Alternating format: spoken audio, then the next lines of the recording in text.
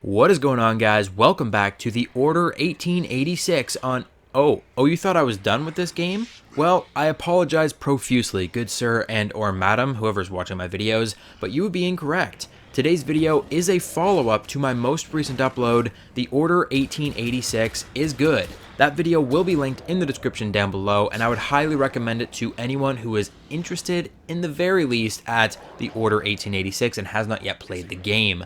That video is a 4-minute, super quick, straight to the point, spoiler-free review of the Order 1886, and that spoiler-free part is very important given that this game is so story-driven, so straight to the point. There isn't a whole lot of room for deviation, so when we talk spoilers, we're talking like big spoilers for the entirety of the story, and that is exactly what we are doing in today's video. So if you have not played the Order 1886 and you do not want spoilers, please leave the video now, check out the review, go buy the game, play the game, it's only like 6 hours long, and then come back and then we can talk spoilers in the comment section down below. I won't often do a second upload for some of the games that we're going to be reviewing in the mini review series, but I felt that with the way that this game ended up concluding, I wasn't satisfied with only giving you the review. I want to talk about some of these loose ends. I almost think that they named the game the Order 1886 because there are 1,886 loose ends at the end of the game, which I'm not complaining about. It's just that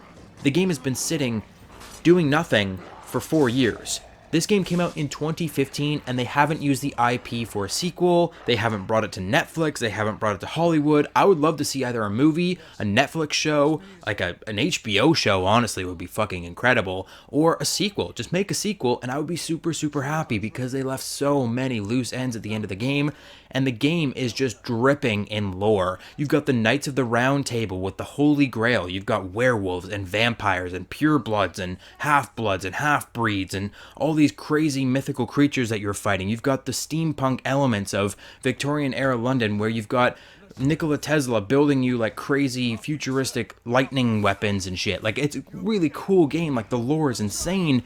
And there's so much they could do with this, and I want to see them use this license further, especially given the loose ends by the conclusion of the campaign. Sir Galahad has lost his knighthood, and we have uncovered a conspiracy concerning the Lord Chancellor of Her Majesty's Knights and his adopted son Sir Lucan actually being a Lycan himself, who we managed to hunt down and kill. Of course, as we pull the trigger on Sir Lucan at the end of the game, the screen cuts to black and the credits roll.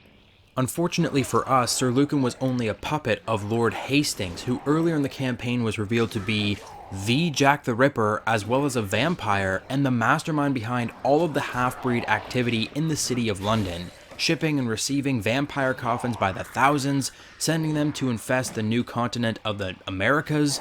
This guy's a regular CEO of Vampire Amazon. Jeff Vampazos, if you will, and he's living his best life in his mansion while the knights squabble amongst themselves. Sir Galahad still has the support of the Rebel Queen, as well as Nikola Tesla, whose partnership still remains to be explored, but we'll leave that be for now, both of which have been safely escorted out of the city, which is now plunged into martial law. Marquis seems to have his suspicions about Galahad, but he allowed us to complete our mission towards the end of the campaign, making him a likely ally and covert operative for Galahad in the Order of the Knights going forward. The situation with Igraine, on the other hand, was handled poorly to say the least. This was one of those cliche story beats where our character could have simply explained why he was helping the rebels, why we might want to side with the rebels to Igraine, but instead he chose to drive her away and tell her nothing, so she's confused and she is playing right into Lord Hastings' hands. He has easily manipulated her into going after the rebels and by extension Galahad, so the question remains, will Igraine and Galahad ever see eye to eye again? Will she finally understand the truth and come back to Galahad and have this great romantic relationship that we can clearly see the chemistry, the bones of happening in the Order 1886? And speaking of Lord Hastings again for a moment, what exactly is his master plan? Throughout the campaign, most Lycans and vampires are referred to as half-breeds or half-bloods, though purebloods were mentioned very briefly in passing, being the long-thought extinct ancient original creatures like the original vampires, the original werewolves. Do they play into it somehow?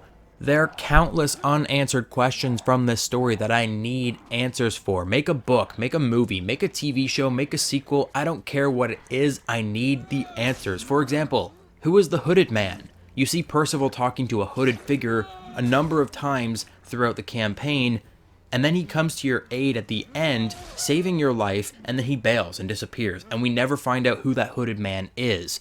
We also found out that the Queen of the Rebels is also an ancient kind of knight of the round table that's been living for years and years and years off of this black water, this holy grail water that keeps you alive for centuries.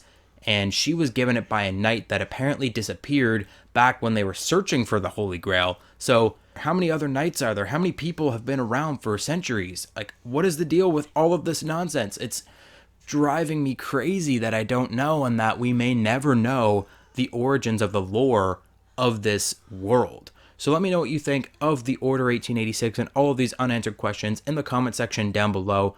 I love this game. I really enjoyed it. So if you haven't yet played it and you did sit through all of these spoilers, that was silly of you, but still go and play the game. It's a really great game. Hit the like button if you enjoyed today's video. Don't forget to subscribe if you are new to the channel. I promise this is the last Order 1886 video for now. We're going to be moving on to some other games. So hit the like button, subscribe, and I will catch you guys on the next video.